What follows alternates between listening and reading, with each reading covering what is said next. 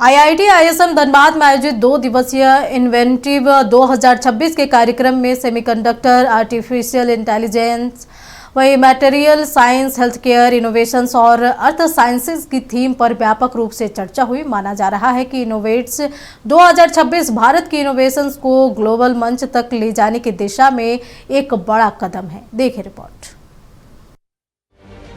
IIT ISM Dhanbad में आयोजित 2 दिवसीय इन्वेंटिव 2026 के कार्यक्रम में शीर्ष academic leaders, industry experts, startups और इन्वेस्टर्स एक साथ नजर आए ताकि लैब से ग्लोबल डिप्लॉयमेंट तक का एक सीमलेस पाथवे तैयार किया जा सके।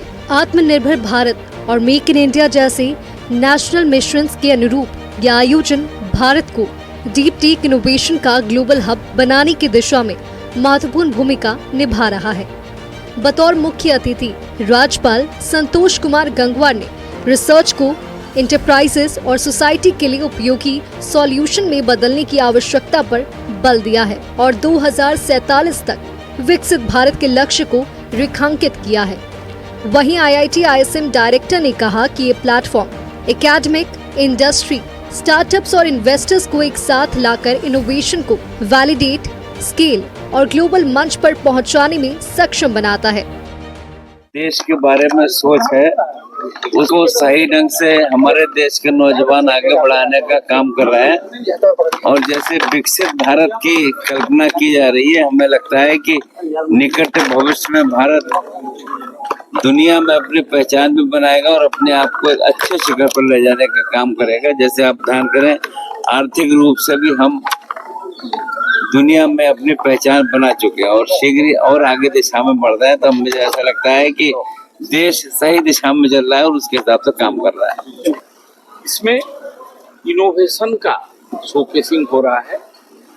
ऑलमोस्ट 200 स्टॉल्स इन्वेंशन और स्टार्टअप को मिलजुल के है एंड काफी भव्य रूप से हो रहा है। इधर काफी पार्टिसिपेशन, एमओयू भी वगैरह होना था। यस, एमओयू हुआ।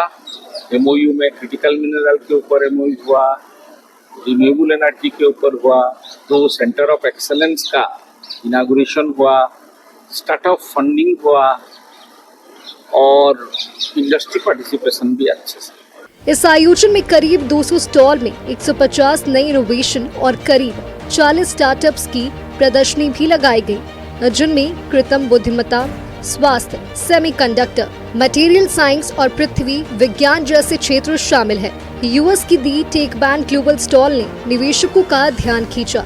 टेकबैंड ग्लोबल के डॉन मेसिस ने बताया कि खनन उद्योग में हर साल लगभग 25% राजस्व केवल टूटी हुई पाइपों की मरम्मत पर खर्च हो जाता है।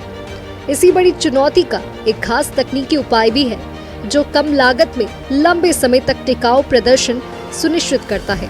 इसके इस्तेमाल से पाइपों को वर्षों तक बदलने की आवश्यकता नहीं होगी। And then worldwide from India. The problem is the cost of repairing pipes. The mining industry alone spends 25% of their annual revenue to fix their pipes. We can do it, and they will save 30 to 70%.